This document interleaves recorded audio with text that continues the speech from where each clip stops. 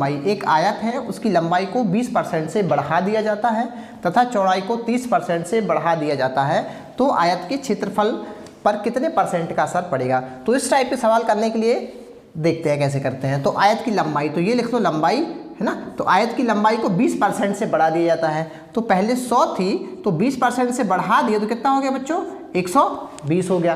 फिर बोला गया है चौड़ाई को 30% से बढ़ा दिया जाता है, तो पहले चौड़ाई अर्थात ब्रेड्थ 100 थी तो अब कितनी बढ़ा दी जा रही है, 30% से, अर्थात कितनी हो जाएगी, 130 हो जाएगी। आ रही बात समझ में। तो आपने देखा होगा जो आपका आयत होता है, तो ये होता है आपका आयत है ना, तो आयत की ये होती है लंबाई और ये होती है उसकी ब्रेड्थ अर्थात चौड़ाई। तो आयत का क्षेत्रफल क्या होता है, इन दोनों का इंटू हो जाता है, लंबाई गुणित ब्रेड्थ हो जाती है, तो ये क्षेत्रफल निकल आता है। वैसे ही हमें कुछ नहीं करना, वैसे इन पे गुणा कर देना है। तो ये 0 से ये 0 कैंसिल हो जाएगा, बिल्कुल हो जाएगा।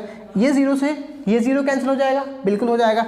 अब क्या करना है, हमें क्षेत्रफल निकालना है। तो क्षेत्रफल मतलब क्या होता है, लंबाई गुणित चौड़ाई, लेंथ इंटू ब्रेड्थ, ठीक है। तो 10 का 10 में इंटू करेंगे कितना हो जाएगा, ये हो जाएगा 100, और 12 का 13 में उल्टी करेंगे तो ये हो जाएगा कितना हमारा 156 हो जाएगा।